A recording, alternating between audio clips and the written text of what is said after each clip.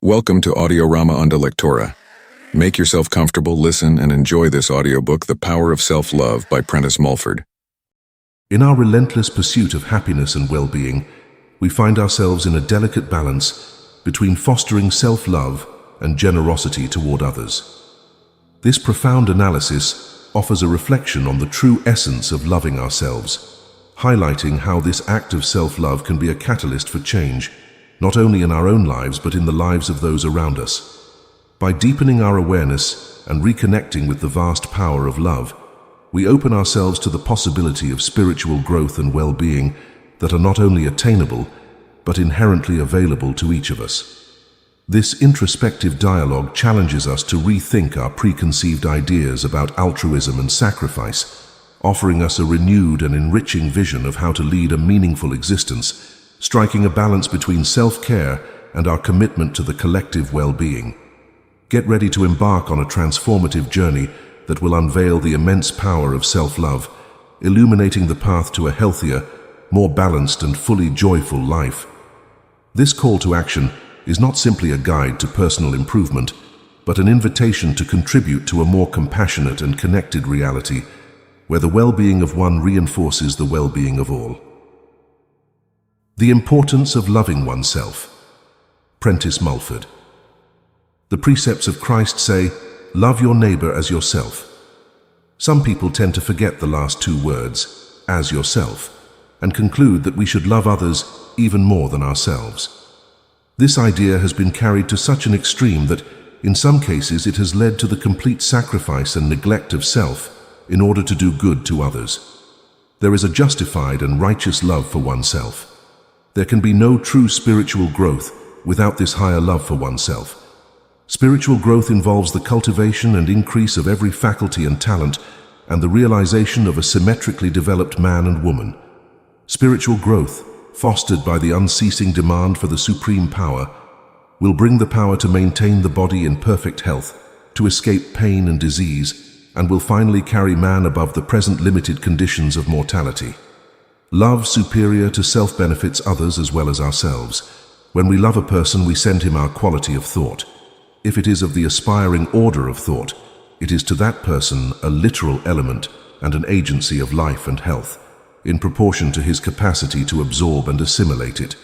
If we think meanly of ourselves, if we are beggars in spirit, are content to live on the generosity of others, care little for our personal appearance, are willing to get money by dubious means, or believe that there is no supreme and ruling power that governs our lives by exact law, but that everything is left to chance and that life is only a struggle for existence, we send in thought such beliefs to that person, and if our love is accepted, it is only a means to drag down rather than a power to uplift. How can we send the highest love to another if we do not have it for ourselves? If we are careless and do not appreciate the great usefulness of the body to us, if we never give it a thought of admiration or gratitude for the many functions it performs for us, if we regard it with the same indifference we may have in the post to which we hitch a horse, we shall send that same quality of feeling and thought to the person of whom we think most, and the tendency will be to generate a similar contempt for themselves.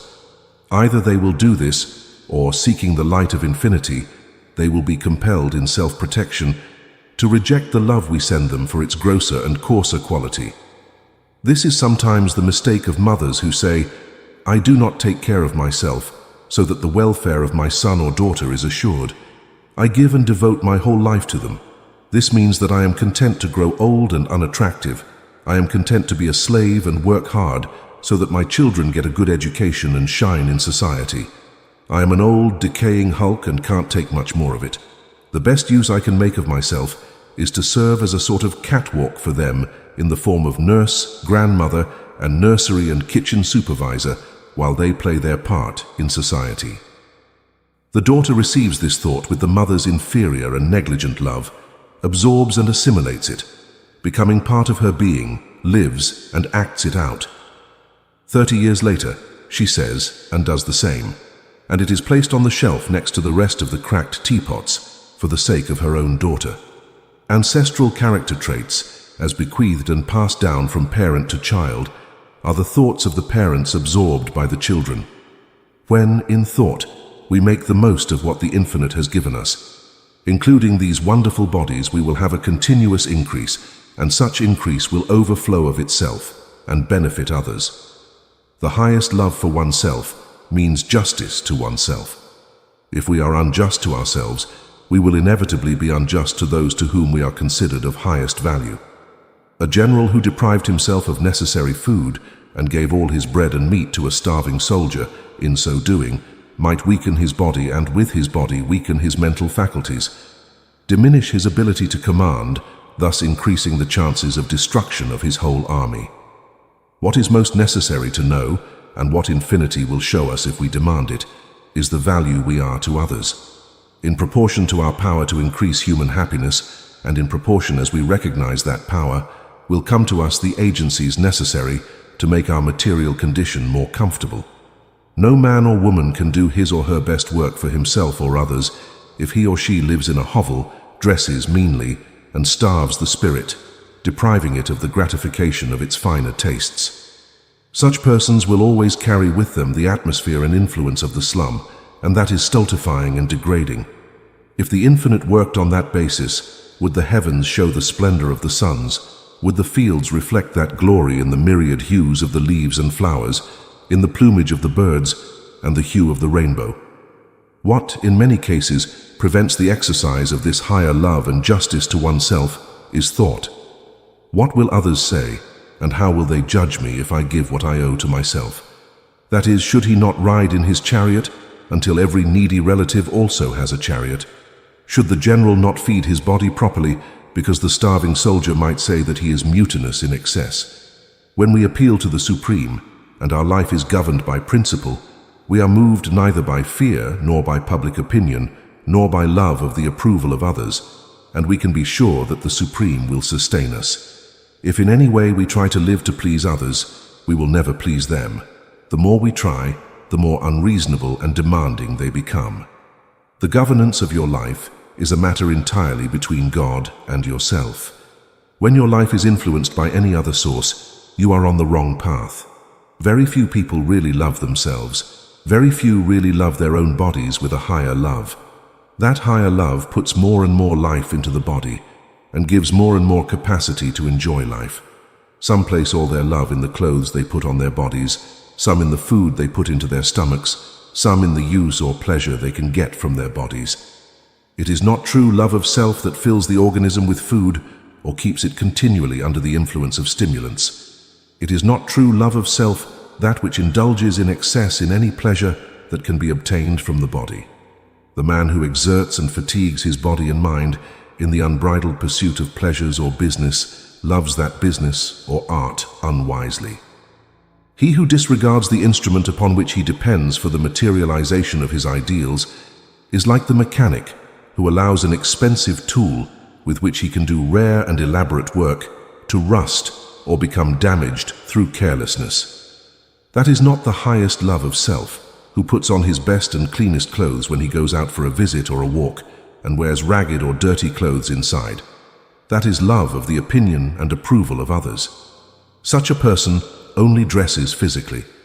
There is a spiritual clothing of the body when the mind with which he dresses is felt by others. He who has it in any degree will show it in a certain style of wearing his clothes that no tailor can give. The miser does not love himself. He loves money more than himself.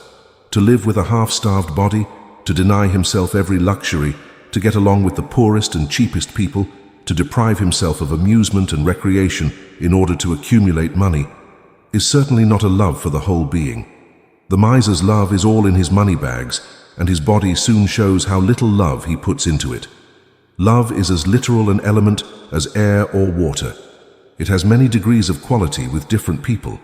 As with gold, it may be mixed with coarser elements. The highest and purest love comes to the one who is most in communion and unity with the infinite mind, is always demanding from the infinite mind more and more of its wisdom. The consideration and thought of such persons is of great value to anyone to whom it is addressed, and such persons, through such wisdom, will wisely economize their sympathy for others and put a great deal of this higher love into themselves to the utmost advantage. Some people infer from their religious teachings that the body and its functions are strictly vile and depraved, that they are an obstacle and hindrance to any higher and divine life, and that they are corruptible food for worms, destined to return to dust and mildew in the earth. It is held that the body must be mortified, that the flesh must be crucified, starved and subjected to rigorous penances and pains for its evil tendencies. Even youth, with its freshness, beauty, vigor and vivacity, has been regarded almost as a sin or as a condition, especially prone to sin. When a person mortifies and crucifies the body in any way, whether by starving it, dressing it meanly, or living in a bare and gloomy environment, he literally generates and puts into the body the thought of self-hatred. Hatred of others, or self, is a slow poison of thought. A hated body can never be symmetrical or healthy. The body is not to be denigrated and purged of lower and animal tendencies, being responsible for and continually blamed for these sins, being regarded as a hindrance from which one is lucky to shake off in the end. Religion so-called has in the past made a scapegoat of the body, has accused it of all sin, and in so doing has filled it with sin. As a result, the professors of such religion have suffered pain and sickness, their bodies have decayed, and death has often been preceded by long and painful illness. By their fruits you shall know them. The fruits of such a faith and mental condition demonstrate the error in it. There is a mind of the body, a carnal or material mind, a mind belonging to the instrument used by the spirit. It is a mind, a lower and grosser thought. But this mind of the body need not, as has been held, be always at war with the higher mind of the spirit. It can, through the demand of the infinite, be made in time to act in perfect accord with the soul. The supreme power can and will send us supreme love for the body. We must have that love. Not to love the body is not to love an expression of infinite mind. We are not inferring that you should have more than a reasonable love for your body, or that you should in any respect act differently from your present deeds, acts and thoughts. With respect to others, should is a word and an idea with which we have nothing to do. There is no reason to say to a blind man, you should see, nor is there any reason to say to anyone, you should not have this or that defect of character, whatever may be our mental condition at present. A man cannot, of his individual being, put one atom more of the element of love into himself than he now has. Only infinite mind can do that. Whatever character and belief we have today, we will put it into practice in thought and deed. But it is not necessary that we should always have such a mind. The dominant mind will give us, as we ask, new minds, new truths, new beliefs. And as these supplant and expel the old errors, there will come corresponding changes for the better in both mind and body, and these ever better changes have no end. There is only one door to these changes, just as there is only one path. This door and that path reside in an incessant demand of the infinite to perfect us in its way. There is a natural body and there is a spiritual body. In other words, we have a body of physical element that can be seen and felt, and we have another body that is intangible to our physical senses. When we are able to love, appreciate and admire our physical body as a piece of God's handiwork, we are putting this higher element of love not only in that physical body, but also in the spiritual body. We cannot create this quality of love by ourselves. It can only come to us through the demand of the infinite. It is not vanity or that lower pride which values effect more than its own grace and beauty. The higher love for the body will attend as carefully to its external adornment in the solitude of the forest as it would in the crowded city. It will no more be displeased by any vulgar act in privacy than it would be before a crowd. If God gives one personal beauty and symmetry in physical proportions, should he or she, thus favored with a gift from the Supreme, not admire these gifts? Is it vanity to love and seek to improve and increase whatever talents we may find in ourselves? If God made man and woman in his image and likeness, is it an image to be loved and admired, or regarded with hatred and distrust? The religious belief of less than 100 years ago courted ugliness and imposed that it was more creditable than beauty. If any of those solemn-looking professors had commissioned to make an angel after their own ideal, they would have resulted in a duplicate of themselves. Infinity, as we demand, will give us wisdom and light to know what we owe to ourselves. People have been overburdened with the idea of their duties to parents, relatives, or friends. The road to heaven has been marked as one filled with sacrifice and self-denial for the sake of others, and little good or pleasure for oneself. If Christ is taken as an example in that respect, a very different path follows. When accused of inattention to his mother, he asked, "Who is my mother?" When the young man pleads as an excuse for not immediately following Christ that filial duty would require him to go and bury his father, the messenger of a new and higher law, he said, "Let the dead bury their dead." In other words, if the father, mother, sister, or brother is immersed in a lifelong course of transgression and sin, if their lives have been a continual violation of spiritual law, bringing the inevitable punishment of sickness and pain, if they are hardened and fossilized in their false beliefs and regard your views as visionary and impractical, you cannot, without prejudice, have communion with them. If you pretend for the sake of peace to agree with them, you are living a lie, and when you act or live a lie, you materialize it and put it into your body, where it is a creator of pain and discomfort. If others cannot see the law of life as clearly as you do, and in their blindness are stumbling along and filling themselves with decay and disease, it is not in the line of the highest righteousness that you are called upon to care for them whenever they are sick, to absorb their sick and unhealthy thinking, to give them your life and vitality. For this you do when you think too much of someone and get dragged down with them. You are not responsible for their blindness, nor can you open their eyes and make them see what to you is the truth. Only the infinite can do that. You do no good to those who are in this lower material stream of thought by attending to them physically or spiritually. You may, by having the stronger mind, strengthen them for a time, and by putting your mind into theirs, you may give them their strength, but you cannot do this always. And when their influence is withdrawn, as it must sometime be, they will return to their old condition. What have you accomplished then? You have taken from you so much strength that you owed to yourself. You have taught them to depend upon you, and not upon what all must learn, to depend upon the supreme power. Let then the dead who are still on the surface bury their dead. Think of them and wish their highest welfare always, but leave them in God's care. When you put the higher love into yourself, when you reserve your strength to rise higher in the scale of being, when it is your aim and your unceasing and silent prayer to be lifted out of the stream of lower and material thought into that spiritual condition beyond the reach of physical disease, when you aspire to have every sense and faculty refined and strengthened beyond the present lot of mortals, when you begin to realize, through the trials that come to you, that these are possibilities, then you are a real benefit to all. You are demonstrating a law. You are showing that there is a way out of the evils that afflict humanity.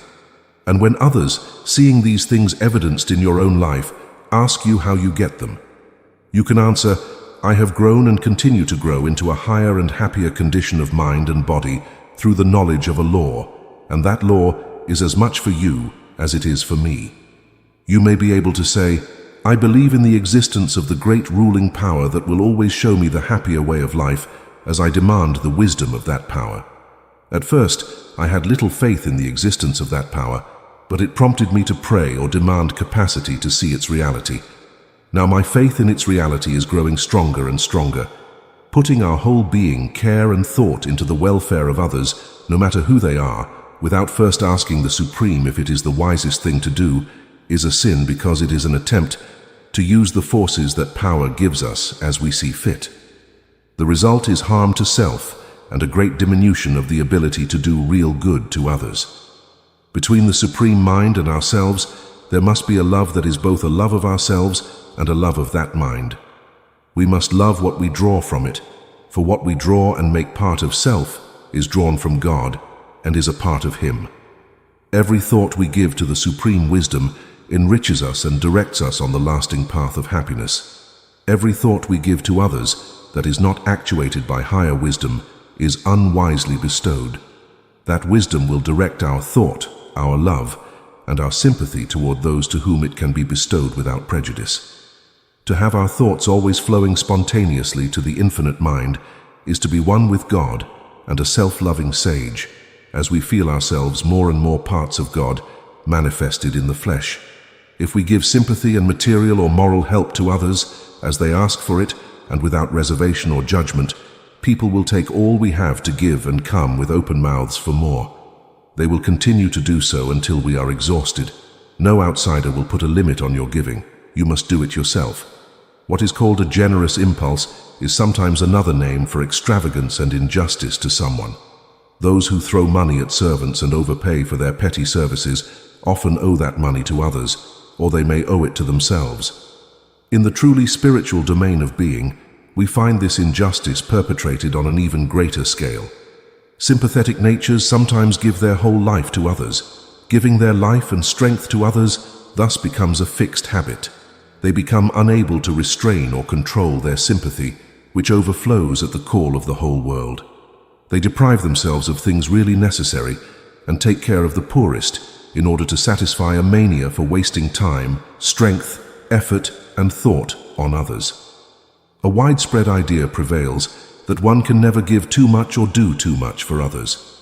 Salvation, it is argued, is more easily attained by such reckless expenditure of oneself than in any other way.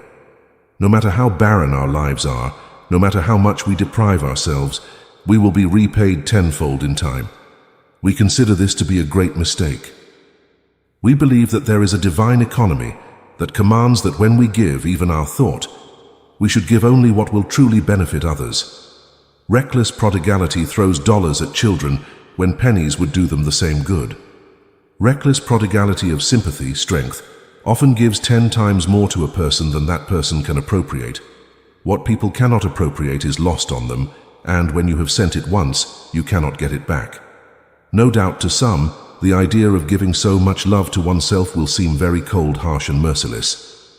However, this matter can be seen in a different light when we discover that looking out for number one, as directed by infinity, is really looking out for number two, and is in fact the only way to permanently benefit number two.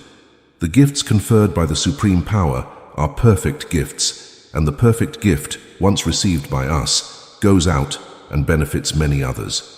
As soon as a person on this planet receives the perfect gift of immortality in the flesh, which implies perfect health and freedom from all pain and disease, that gift will be contagious, for health is contagious as well as disease. The cornerstone of all symmetrical growth and steady increase of mental and physical power is the reserve and care of our thought forces. This wisdom can only come when we make demands upon the Supreme Power.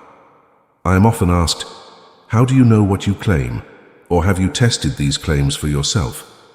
I know that what I claim is true because I have seen its beneficial results in terms of health and living condition evident. Other evidence comes in all the time, but what is clear to me is not really a permanently convincing demonstration to anyone else. That kind of proof you can only get from yourself and by the exercise and growth of your share of power given to you by infinity. In the physical world, we can safely accept the statement of a navigator who claims his discovery of a new island. The island looks the same to all physical eyes, but on the spiritual side of life, spiritual things do not appear the same to all eyes. There are, so to speak, islands and spiritual realities that one person can see and another cannot. You will see and get proof of them as you grow, and quite possibly, when you tell these things to others, they will call you a visionary or attribute the material proof of such growth to some material cause. In the spiritual life, each person is his own discoverer, and you need not grieve if your discoveries are not believed by others. It is not your business to argue and prove them to others. It is your business to go forward, finding more and more of your own individual happiness. Christ told those of his time that even if one rose from the dead, they would not believe him. In that sense, the world has not changed much since Christ used a material body on this earth. The art of forgetting. In the chemistry of the future, thought will be recognized as a substance just like acids, oxides, and all other chemical substances today. There is no gulf between what we call material and spiritual. Both are one substance or one element. They blend imperceptibly into each other. In reality, the material is only a visible form of the finer elements we call spiritual. Our thought, invisible and unspoken, always flows from us as an element and a real force, like the stream of water we can see or the stream of electricity we cannot see. It mixes with the thought of others, and from such a combination, new qualities of thought are formed, just as in the mixing of chemicals, new substances are formed. If you send out in thought form the elements of worry, hatred, or grief, you are putting into action forces that are harmful to your mind and body. The power to forget implies the power to expel the thought, the unpleasant and hurtful element, and bring in its place the helpful element to build up instead of tearing us down. The character of the thought we think or utter affects our affairs favorably or unfavorably, influences others for or against us. It is an element perceived pleasantly or unpleasantly by others, inspiring them with confidence or distrust. The predominant mood or character of thought shapes the body and features, makes us ugly or pleasant, attractive or repulsive to others. Our thought shapes our gestures, our behavior, the way we walk. The slightest movement of a muscle has a mood, a thought behind it. A mind that is always resolute has at all times a resolute gait. A mind that is always weak, changing, wavering, uncertain, has a dragging, wavering, uncertain gait. The spirit of determination forces every nerve. The thought element of determination fills every muscle. Look at the discontented, gloomy, melancholy, morose men or women who manifest in their faces the operation of the silent force that is their unpleasant thought, cutting them, carving them, and shaping them to their present expression. Such people are never in good health, for that force acts in them like a poison and creates some form of disease. A persistent thought of determination about some purpose, especially if such purpose is of benefit to others as well as to ourselves, will fill every nerve with force. It is a wise selfishness that works to benefit others along with ourselves. In spirit and in real element, we are all united. We are forces acting and reacting upon each other, for good or ill, through what we ignorantly call empty space. There are invisible nerves that extend from man to man, from being to being. Every form of life is, in this sense, connected with each other. We are all members of one body. An evil thought or act is a pulsation of pain that shudders through myriads of organizations. The kindly thought and act have the same pleasurable effect. Next, a law of nature and conscience is that we cannot do real good to another without also doing it to ourselves. To mourn over any loss, whether of friend or property, weakens the mind and body. It is no help to the bereaved friend. It is rather a harm, for our sad thought must reach its goal, even if it passes into another condition of existence and is a source of pain to that person. An hour of complaint, uneasiness, or fear, whether spoken or silent, expends much element or strength, making us less bearable to others and perhaps making us enemies directly or indirectly, harming our business. Sour looks and sour words drive away good customers. Disowning or hating is a use of real elements to etch our minds. The force we can expend in this way could be used for our own pleasure and benefit, just as the force we might use with a stick to beat our own body can be employed to give us comfort and recreation. Therefore, being able to get rid of or forget a thought or force that harms us is a very important means of gaining strength of body and clarity of mind. These two elements bring success in all undertakings. They also bring the strength of the spirit, and the forces of our spirits act upon others whose bodies are thousands of miles away, to our advantage or disadvantage. The reason is that there is a force belonging to us all, separate and apart from that of the body, which is always in action and always acting upon us. It must be at work at every moment, whether the body is asleep or awake. Used ignorantly, unconsciously, and therefore unwise, it plunges us into the mire of misery and error. Used intelligently and wisely, it will bring us all conceivable good. That force is our thought. Our every thought is of vital importance to health and true success, and so-called success, as the world calls it, is not real. A fortune earned at the expense of health is not real success. Every mind trains itself, usually unconsciously, to its character or peculiar quality of thought. Whatever this training may be, it cannot be changed immediately. We may have trained our mind unconsciously to feed bad or troublesome thinking. We may never have realized that brooding over a disappointment, dwelling on a sorrow, dreading a loss, worrying or fearing that this or that would not be as successful as we desired, was building up a destructive force that has bled our strength, created illness, disabled us in business, and caused us to lose money, and possibly friends. Learning to forget is as necessary and useful as learning to remember. Every day we think about things that it would be more profitable not to think about at all.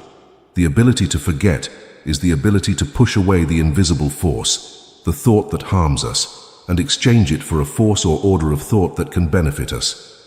Demand imperiously and persistently whatever quality of character you may lack, and you will attract the increase of that quality. Demand more patience or decision, more judgment or courage, more hope or accuracy, and you will increase those qualities. These qualities are real elements. They belong to the subtler and as yet unrecognized chemistry of nature. The discouraged, despairing, complaining man has unconsciously demanded discouragement and despair, so he gets it. This is his unconscious mental training for evil. The mind is magnetic because it attracts to itself whatever thought it fixates on or opens itself to. Give fear space and you will fear more and more. Stop resisting its tendency. Do not strive to forget it, and you will open the door and invite fear in. Then you will demand fear. Set your mind on the thought of courage. See yourself in mind or imagination as courageous, and you will become stronger in heart. Demand courage. There is no limit in invisible nature to the supply of these spiritual qualities. In the words, "Ask and ye shall receive," the Christ implied that any mind can, by demanding, draw to itself all that it needs of any quality. Demand wisely, and we shall attract to ourselves the best. Every second of wise demand brings an increase of power. Such an increase is never lost to us. It is an effort of lasting gain that we can use at any time. What we all want is more power to get results and increase our fortunes, power to make things around us more comfortable for ourselves and our friends. We cannot feed others if we have no power to keep us from starving. The power to do this is a different thing from the power to hold in memory other people's opinions or a collection of supposed facts gleaned from books, which time often proves to be fictions. All success in any degree of life has been achieved through spiritual power, through the invisible force that flows from one mind working on other minds, far and near, and as real as the force in your arm that lifts a stone. A man may be illiterate, and yet he can send forth from his mind a force that affects and influences many others, far and near, in ways that benefit his fortunes. While the learned man toils with his brain with a pittance, that of the illiterate man is then a greater spiritual power. Intellect is not a bag for storing facts. Intellect is the power to obtain results. Writing books is but a fragment of the work of the intellect. The greatest philosophers have planned first and acted later, as did Columbus, Napoleon, Fulton, Morse, Edison, and others who have moved the world, as well as told the world how it should be moved. Your plan, purpose, design, whether it relates to a business or an invention, is a true thought construct, an invisible element. Such a thought construct is also a magnet. It begins to bring helpful forces toward it as soon as it is made. Persist in sticking to your plan or purpose, and these forces will come closer and closer, become stronger and stronger, and bring more and more favorable results. Abandon your purpose, and you stop the further approach of these forces, destroying also as much invisible attractive power as you have already accumulated. Success in any business depends upon the application of this law. Persistent determination in any resolution is a real force or element of attraction which constantly attracts more and more aids to carry out that resolution. When your body is in the state called sleep, these forces, your thoughts, are still active. So you are working on other minds. If your last thought before sleep is one of worry, anxiety, or hatred of someone, it will only produce bad results. If it is hopeful, cheerful, confident, and at peace with all men, then it is the strongest force and will work for you good results. If the sun sets on your anger, that wrathful thought will act upon others while you sleep, and will only bring you harm in return. Is it not a necessity, then, to cultivate the power to forget what we desire, so that the current which attracts the bad, while our body rests, may be changed by the current which attracts only the good? Today, thousands upon thousands do not think to control the character of their thought. They let their minds drift. They never say of a thought that troubles them, "I will not think of it." Unconsciously, then, they demand what makes them sick, and their bodies become sick from the kind of thinking they allow their minds to fixate on. When you realize the harm that any kind of disturbing thought does to you, Then you will begin to acquire the power to discard it. When in the mind you begin to resist the harmful thought, you are constantly gaining more and more power for resistance. Resist the devil, said the Christ, and he will flee from you. There are no demons but the misused forces of the mind. But these are the most powerful to afflict and torture us. An ugly or melancholy mood is a demon. It can make us sick, lose friends, and lose money. Money means the enjoyment of necessities and comforts. Without them, we cannot do or be our best. The sin involved in the love of money is the love of money rather than the necessary things that money can bring. To achieve the greatest success in any business, to make the greatest advance in any art, to promote any cause, it is absolutely necessary that at certain daily intervals we forget about that business, art, or cause. In doing so, we rest our minds, we gather fresh strength for a renewed effort. To be always turning over the same plan, study, or speculation, what we shall or shall not do, is to waste so much power on our treadmill. We are in thought, telling ourselves the same thing over and over again. We are building out of this real and invisible element, out of this thought, the same constructions over and over again. One is a useless duplicate of the other. If we are always inclined to think or converse on a particular subject, if we never forget it, if we initiate it at all times and in all places, if we do not fall into thought and speech in the prevailing tone of conversation around us, if we do not try to arouse an interest in what is being talked about by others, if we determine only to converse about what interests us or not to converse at all, we are in danger of becoming maniacs or monomaniacs. The crackpot has earned his own reputation as one who, having forced one idea and one idea only on himself, has resolved, perhaps unconsciously, to foist that same idea on everyone else. He will not at any time forget his favorite theory or purpose, and will adapt himself to the height of others. For this reason he loses the power to forget, to put away from his mind the one absorbing thought. He becomes more and more immersed in that idea, surrounds himself with its peculiar atmosphere or element, and becomes as real as any other we can see or handle. Others who are near him feel the influence of this one idea and feel it unpleasantly, because a person's thought is felt by others who are near him through a sense as yet unnamed. In the army of this sense lies the secret of your favorable or unfavorable impressions of people at first sight. You are in thought, for it flows from you always, sending into the air an element which affects others, for or against you, according to its quality and in proportion to the acuteness of their sense, which senses the thought. The thought of others influences you in the same way, whether far or near. Hence we are talking to others when our tongue is restless. We make ourselves hate or love while sitting alone in the privacy of our chambers. A madman often becomes a martyr, or thinks he is one. There is no absolute necessity for martyrdom in any cause, but the necessity of ignorance. There never was an absolute necessity, except for the same reason.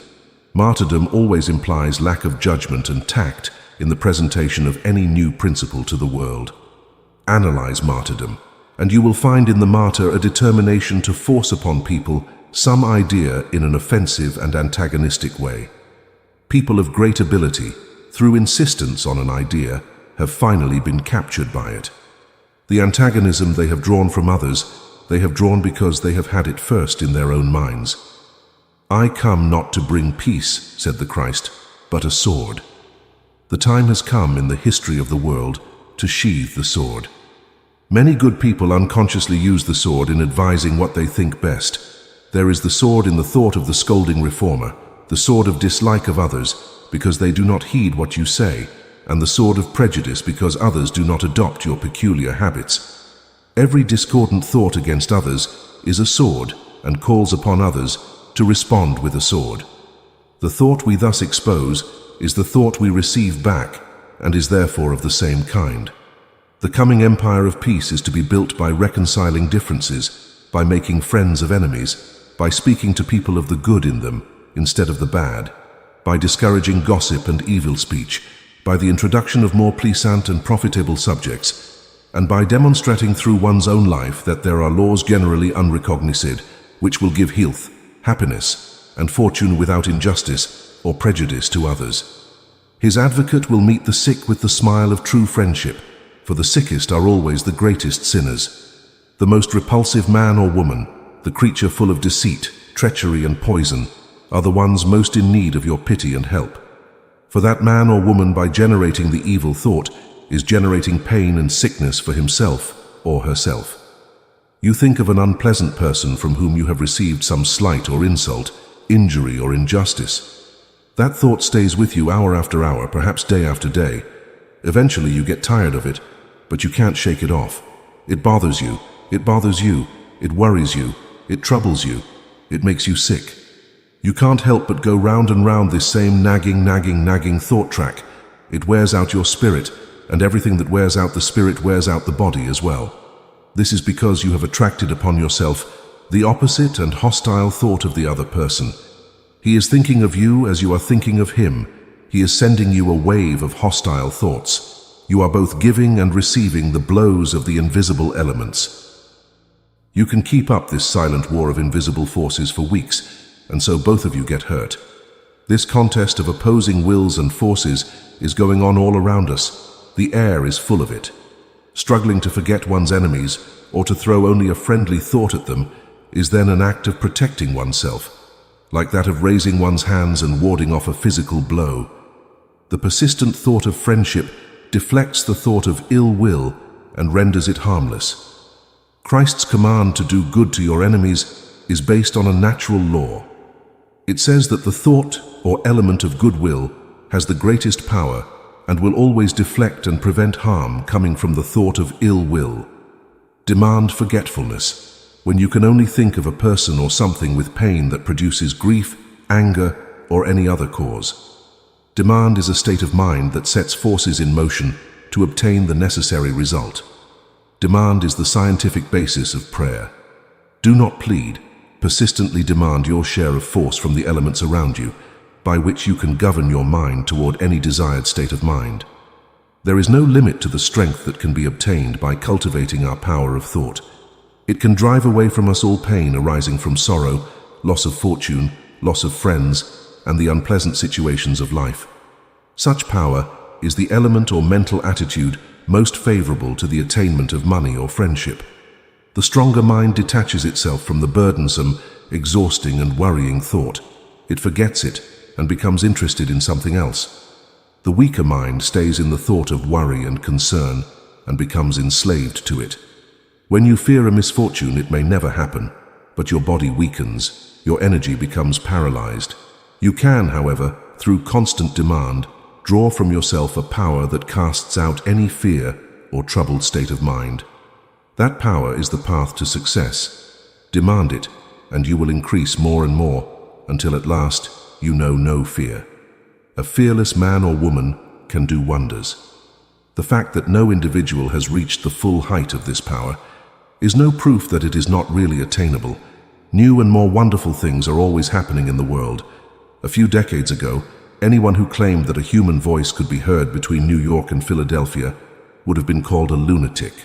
Now the wonder of the telephone is an everyday affair. The as yet unrecognized powers of our thinking will make the telephone of trivial importance. Men and women, by the cultivation and use of this power, are going to do wonders that fiction does not dare or has not set before the world. As you embark on your journey of self-love, remember that you are worthy of the deepest affection and care. May the wisdom shared in this audiobook inspire you to embrace yourself fully and unconditionally. Farewell, and may you continue to radiate love and compassion towards yourself and others.